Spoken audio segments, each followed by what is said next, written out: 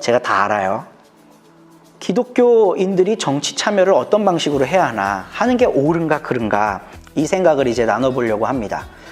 우리나라에 기독교가 들어온 지 120년이 넘었어요. 가톨릭 역사까지 하면 200년이 넘었습니다. 유교적 삶의 질서를 조선시대 내내 600년 가까이 지속해왔고, 1500년 넘는 시간 동안 불교라고 하는 그 종교, 정신이 우리 민중의 뼛속 깊이 들어있는 그런 나라입니다. 근데 참 놀라운 건요, 2015년도를 기점으로 기독교가 제일 많은 종파가 됐어요. 그러니까 국민 중에 가장 많은 종교인이 기독교인입니다. 그 전까지는 불교가 제일 많았는데요, 1500년 역사를 뒤집은 게 2015년이었던 거죠. 2015년을 기점으로 기독교인들이 가장 많은 인구를 차지하게 됐어요. 국회의원의 약 40%가 기독교인이라는 이야기도 있고, 기독교인들이 타 종교계의 고유한 업무를 제외한, 그러니까 뭐 기독교인이 봉은사 주지가 될 수는 없잖아요. 거기 사무국장 할 수 없잖아요. 타 종교계의 고유한 업무들을 제외한 우리 사회의 거의 모든 직업의 영역에 들어가 있습니다. 인구의 대략 30%에서 40%, 그리고 정치 지도자들의 대략 40%, 그리고 거의 모든 직업군, 사회 저변에 기독교인이 없는 곳이 없는 거죠. 이런 상황하고 초대교회의 상황은 물리적으로 비교해서는 안 되는 겁니다. 초대교회 성도들의 어떤 정치적 무관심, 비참여, 이거를 오늘날 현실에 적용해서는 안 되는 거예요. 그때 당시에는 기독교가 워낙 소수 종교였기 때문에 기독교인 중에 정치인이 될 수 있는 가능성이 거의 없었습니다. 정치인 중에 따뜻한 마음으로 기독교로 입교한 사람은 있었죠. 근데 이 사람들도 금방 다시 그 자기 정치를 내려놨어야 됐어요. 기독교인이 됐다는 이유만으로도 탄압을 받는 시대였기 때문에 기독교인 중에 정치인이 됐거나 정치적 영향력을 발휘할 수 있는 사람이 1세기 팔레스타인, 로마, 유대교 안에는 거의 없었다고 해도 무방합니다. 그러니까 그때랑 지금을 비교할 수는 없는 거죠. 지금은 기독교인들이 뭐 언론, 교육, 의료, 뭐 모든 데, 기독교 교도소도 있어요, 우리나라에. 거의 모든 영역에 기독교인들의 영향력이 다 들어가 있는데, 이때와 초대교회의 상황을 비교해서 성경에 나와 있는 이야기들을 그냥 무비판적으로 대입해서 정치에 참여해도 되냐 마냐, 이런 거를 판단해서는 안 된다는 이야기이겠죠.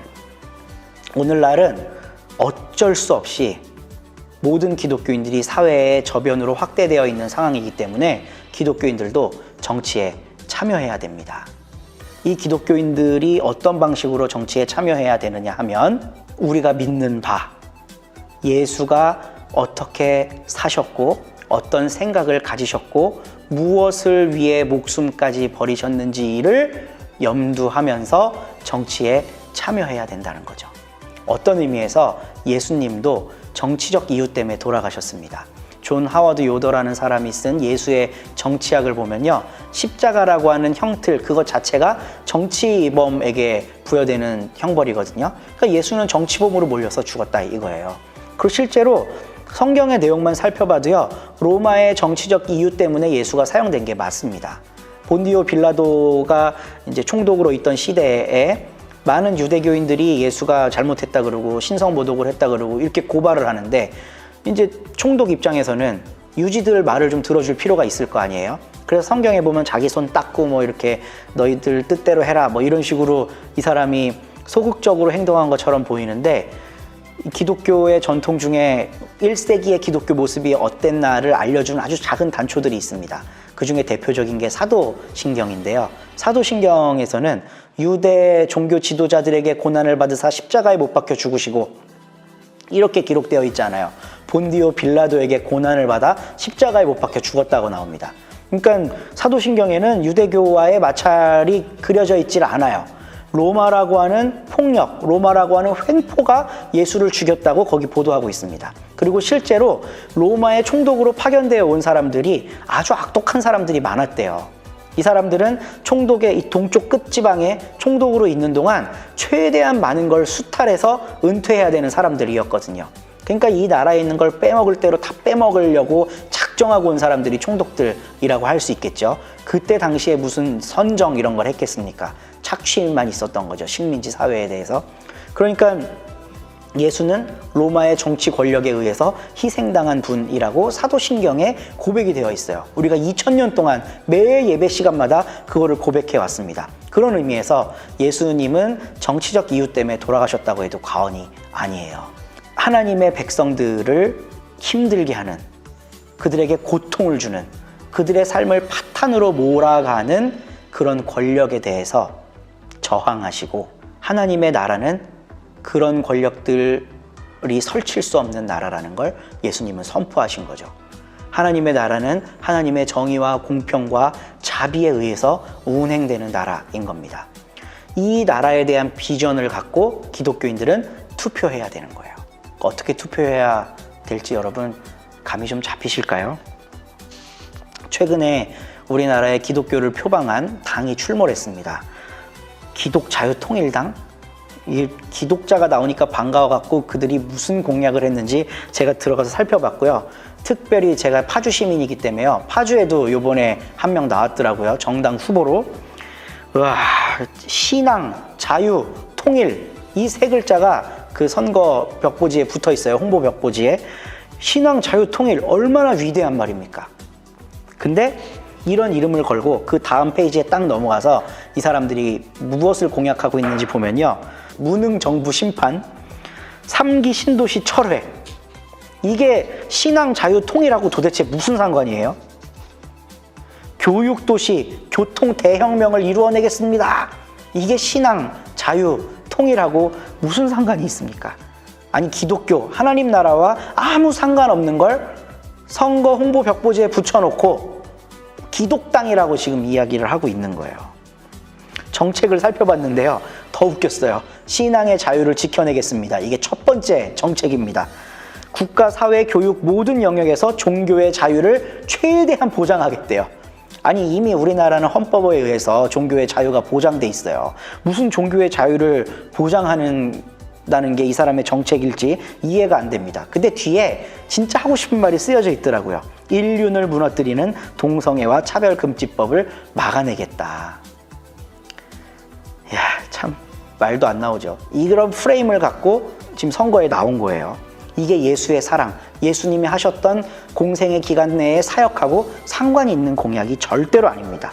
자유시장 경제질서 되찾겠습니다. 지금 이게 자유시장 경제질서의 끝판왕이 완전 하나님 나라에 역행하는 거거든요.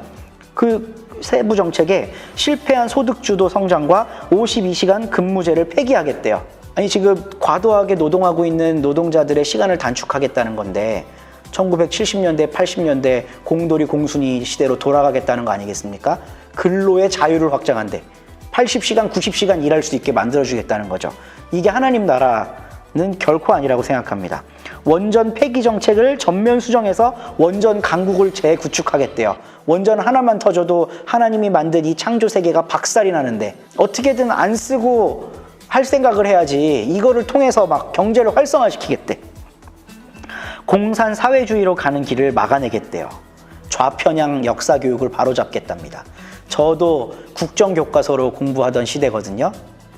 근데 그럼 저는 완전 우편향된 교과서를 가지고 공부했던 세대겠네요. 지금 문제는 교과서가 아니에요.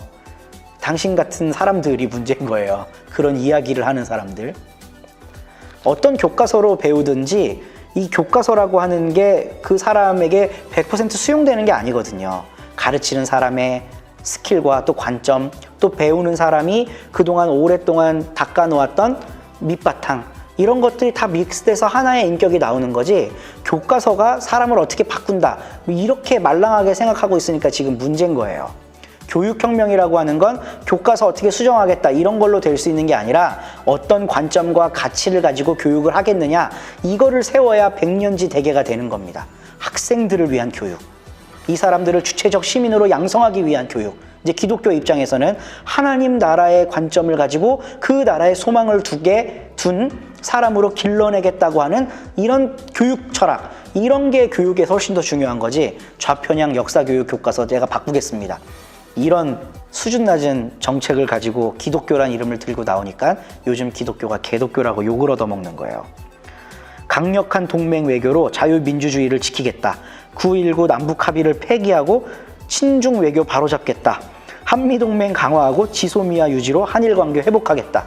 이게 파주에 국회의원 되겠다고 나온 기독 무슨 자유 무슨 당 이 후보의 공약입니다. 그런데 정말 제가 깜짝 놀란 게 뭔 줄 아세요? 이 사람들 홈페이지에 들어가 봤거든요. 기독교인으로 보이는 사람들이 수천 수백 개의 응원 댓글을 달고 있어요. 이게 지금 한국 교회의 현실이고 민낯입니다.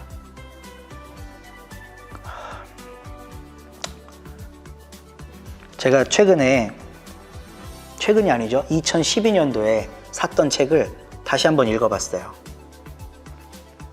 정치하는 교회, 투표하는 그리스도인이라는 책입니다.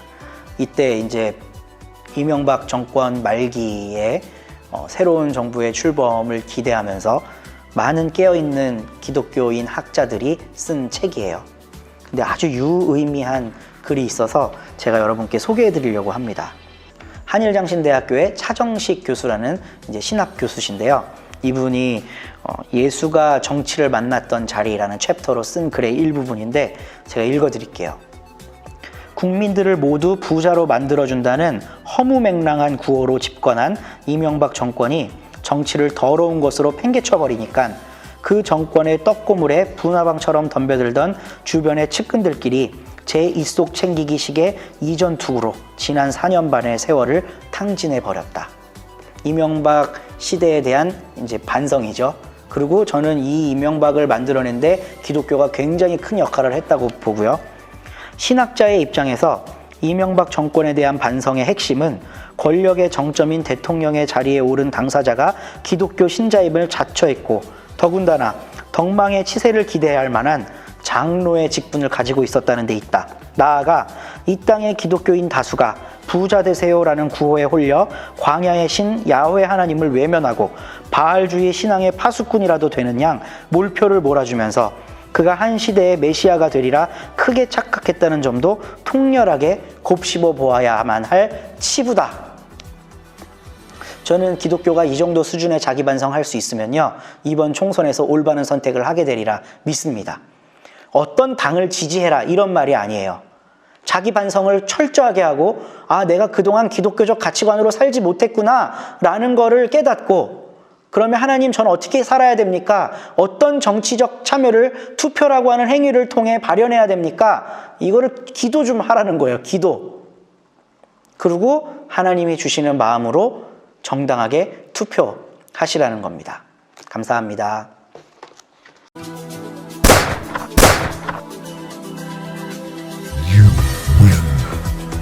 구독과 좋아요는 눌러주세요. 하나, 다음 주에 또 만나요. 그거 입고 뭐